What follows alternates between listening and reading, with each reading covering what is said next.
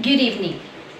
In the social-driven age, cancel culture has touched every part of American public life. It is happening because Americans are starting to have conversations about race that have been hundreds of years in the making. Cancel culture has gained a significant clout in the wake of George Floyd, who died after being pinned to the ground by an officer's knee. The killing had a large protest led by Black Lives Matter activists against police brutality and systemic racism. George Floyd's death was really tragic. In this regard, an unfortunate development in the weeks since his death has been the resurgence of cancel culture. Basically, cancel culture is when a mob of people try to cancel a person's achievements and livelihood because he or she says or done something offensive or not politically correct, or the person says something the mob doesn't like. This evening, we will have a very substantial talk to further delve on a very controversial issue, which is cancel culture. To share with us their significant insights, let us have Ms. Ashley May and Ms. Rayma. Good evening. Good evening. So I know that both of you are aware of George Floyd's death and muna siya ang rason nga nung na-revive ang cancel culture. So, sa una, popular rin siya ang cancel culture. Nabalik siya karon tungod sa pagkamatay ni George Floyd. So now, what is your idea of cancel culture? Or unsaon mo pag-define ang cancel culture in context sa karon nga panghitabo or kang George Floyd ba? Good evening once again. Para sa ako ang cancel culture has become a new form of online bullying and it is very destructive. It's because anyone, bisan kinsa man sa ato pwedeng ako, ikaw, kitang tanan, kay pwedeng mamahimong target ni ini. Yes, I agree with what you said because cancel culture is all about criticizing people or phenomena of criticizing people. Like for example, it's all about pagpakauwaw sa usa ka tawo or public shaming. For example, if you're going to post something in common or in context with the death of George Floyd. Yes. So if you're gonna have to post something nihatag kag opinion, so that may result nga i-public shaming ka Kay tungod lahi ang dili sila mo agree sa imong gi-post. So that may result public shaming, so makadawat na baka karon og mga death threats kay tungod kay di sila ganahan sa imong gi-post. So that may result sa for example ni work baka karon, so mawagtang imong work tungod sa bad reputation. Kay nag-apil-apil sad ka ana. So before we post something, we have to think twice. Yes, I agree. Sakto jud kay na yung giingon. So naalang ko ipuno about sa cancel culture. So cancel culture creates an atmosphere of fear. So kadaghanan karon tungod kay nahadlok na sila mo kuan sa ilang opinion, muhatag sa ilang opinion kay lagi kadaghanan sa mga tao is kanang dili pabor sa kanang ilang gihatag nga opinion. Mo nang mahadlok na lang sila muhatag ngoy nana. Hadlok sila ma-judge. Yes. Labi na karon nga narataran sa 21st century nga. Yes. Sige nag-post sa kanang every minute daghan mga post Sa social media. So you said early on nga cancel culture creates an atmosphere of fear. So Ms. Rayma, why do you think cancel culture creates an atmosphere of fear? Ngano kang mahadlok ang mga tao? Ngano kang kanang para sa mga tao maapil lagay sila ana nga issue kay mahadlok ko kay basin matangtang ko sa trabaho ano kaha. So when we are talking about cancel culture, like what I have said earlier, na kumuhatag kag opinion that may result sa public bullying, public shaming, online bullying. So mahadlok sila kay dili na sila kakuan og freedom of speech. Dili na sila kakuan og unsa ilang tinuod nga opinion kay So mahadlok sila. yes, mahadlok sila kay kung muhatag sila sa ilang freedom of speech, naamay the Criticize. yes, na imo criticize, na idaghang mo comment nga ngano man ni, ngano man na. Ang lahi man imong Lahi opinion. man imong Gipaboran. opinion, ngano lahi imong gipaboran. Yes. So even if we do the right thing, or even if we give some opinions regarding the death of George Floyd, so naagri, somebody will have to give opinions also kung unsa say imong gihatag nga opinion. Oh, sakto. Yes. So, yes, that's right. So talking about George Floyd's death, I will give a situation and you will respond to that situation if unsa Okay. imong ganahan Mhm. buhaton. So, ang mayor ato nga town, this is true it's a true story. Yes. So, the mayor of that town sa katong lugar kung diin namatay si George Floyd kay naka-receive siya og mga death threats, mga victim siya sa online shaming, sa public Yes. bullying, kay tungod wala siya ni support sa total abolition of the police force. Mhm. Kay involved itong yes. Yes. Upat ra ka pulis ang na-involve ato nga situation, but ang mentality sa mga tao, ang ilahang mindset kay silang upat, so ang the rest nga kauban ato nga pulis kay bati na sa tug image kay tungod ang katong upat involved man sa pagkamatay ni George Floyd. So niingon si ang katong mayor si Mayor Frey, niingon siya nga ang public administration kay kanang the right place to make a change or to pwede nila usbon ang ilahang pamaagi pero dili total i-abolish daw ang tanang police Police, kay yes. unfair man pud sa uban. So naingon siya nga pwede man may maka-change sa amo ang mga rules, sa amo ang mga regulation sa amo ang administration, pero if mubuhat may og mga changes without consideration sa mga effect kay detrimental or harmful siya sa ako ang governing or sa pamaagi nako sa pag-govern sa ako ang nasasakupan baron. So excuse me. So niingon siya nga dilemma jud kuno kayo tanan kay kana ang situation na stuck siya between mo i-abolish ba niya? Yes, i-abolish ba niya ang tanan or i-cancel ang tanan nga police o pulihan sila, i-replace jud ang tanan as in way mahabilin.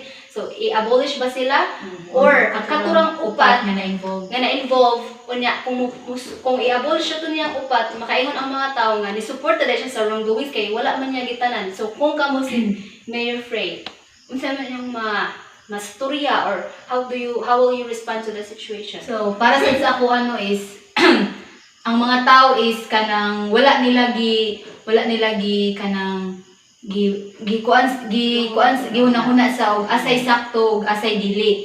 So, para sa ako mas paboran nako ang katurang upat ka pulis nga na-involved sa situation ang ma-abolish. Kay if ko ang katong tanan is luoy pud ra ba to ang katong mga pulis nga wala na appeal kay kanang nakuan sila nganong appeal sila nga wa man ta sila labot ato nga sa panghitabo katura man ta upat luoy sad pud ra ba ang pamilya ato nga mga pulis kay So muna siya ang bad effect sa cancel culture kay yes. wala kay labot pero ma-appeal ka tungod lang kay ang opinion nimo or ang imuhang lahi ang imuhang respond sa mga gusto nga ipabuhat sa kadaghanan. Yes. So how about you, Ms. Rema? How will you respond to that situation? For me, even if you do the right thing, somebody will really judge you. Yes. Because even if you do the right thing, or even if you want to do the right thing, somebody will judge you because you cannot please Yes. everyone. So, kung mubuhat ka og sakto, naay mo judge. Kung Yes. mubuhat ka og sayop, samot nga naay mo judge. So, for me, do the right thing because even if ang mga tao mo voice out kung unsa ilang gusto, Opinion. the final answer is the mayor. So unsa man So, imong ganahan atong buhat atong sa mayor? For me, for my opinion, I would like to choose, you have to choose sa katong upat. Na mura jud to Sila na yung ipa-abolish. upat na ipa-abolished. But you have to consider also sa other their families because even if kung tangtangon ang tanan, unsa naman ay mahabilin? Yes. Di ba? Ug unsa naman ay mahabilin di mag-start na sad ta sa uno, mas dako nga sayop, di ba? Basta ko ang sayo. Kay mubalik na sad ka sa uno, so mga bukot-bukot na gyud to siya. Ako na nung trabaho ko. O mas dako na gyud trabahoon. So Yes, right. for me, no to public bullying, no to public shaming, and do the right thing. Yes. Sakto, Jud. Yes, both of you are right. So now I have one final question, and the question is, what advice could you give to all the people nga na-involved sa cancel culture, especially karon nga century nga social media is widespread and it is only a platform to platform siya para makapakaawaw ka sa uban, o platform siya sa online shaming, online bullying. What advice could you give? So, we all know that people nowadays are active in social media. Yes. So, para sa ako, we should embrace the value of constructive criticism. Yes, you're right. Constructive criticism, it's a big word. Okay? If we talk about constructive criticism, you have to weigh things out. You have to think what is right and just. You have to consider kung unsa ang mastorya sa mga tao, pero dapat go ka kung unsa ang sakto. So, sakto Sakto. no, paboran na sakto. Yes. So how about you, Miss Rayma? What I agree advice? also of what she said. So by now, our generation, or by having the 21st century, Yes. it's very difficult. It's not really easy to handle the how can I say, the teenagers, or Yes, kanang mga millennials, yes, millennials, yes. or what we call millennials. So, murag ilahang life bitaw surrounded na lang by Social media. social media. So, parents may include in this problem also. Parents need guidance good sa parents. So, for me, ang ako lang yung ika-advise about cancel culture is that before you post something, before you click something, you have to think twice. You have to erase what is feeling mo is dili siya angay dapat i-post. So, you have to think twice also kung unsay dapat nimong i-post, which is ma-result siya sa imuhang ma-result siya sa public bullying, public shaming. So, it will ruin your life. Yes, and also, if we talk about that, kanang dapat ato i-exercise ato ang freedom of speech and freedom of Yes. expression in Voice a out. right way. Mhm. Mustorya ka, speak ka, pero in a In a nice right manner, way, in a in a right right manner. manner. Mhm. Yes. So, muna siya ang dapat buhaton. Muna inyong ganahan i-advise sa mga tao nga na-involved sa cancel culture, culture. mga victims sa cancel Cancel culture. culture, yes. Kung kibaw sila nga nasa sa sakto, so dapat di sila mahadlok. Sila mahadlok. Pero dapat sad, before sila mo pabor sa usa ka issue, nahunaon sa siniladaan, before sila mustura sa ilahang opinion. If mao Just ba ka, because no? of hatred. Yes. So dili ta maka-concentrate og unsay sakto, dili na to mahatagang solusyon ang usa ka problema, o kita mismo dili sad ta kasulbad sa ato ang problema, which is puros lang kasuko ang ato ang i-feel sa ato ang kaugalingon. Yes. So, right.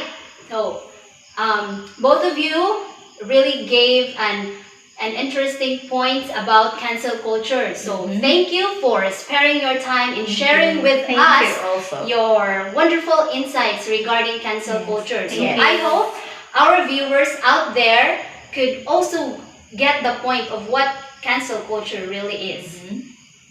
Mob mentality, a modern social justice practice, an impediment to free speech, a platform for marginalized voices. Although free speech remains the fundamental bedrock of a free society for everyone to enjoy the benefits of freedom, liberty needs to be tempered by two further dimensions: equality and accountability. Without equality, those in power will use their freedom of expression to abuse and marginalize others. Without accountability, liberty can mutate into the most dangerous of all freedoms, impunity. Cancel culture really creates an atmosphere of fear. We must act and speak out, or we are part of the problem. At some point, we need to think about ways we can create positive changes instead of fueling negative causes. Perhaps we all need to take a step back and listen. Good day!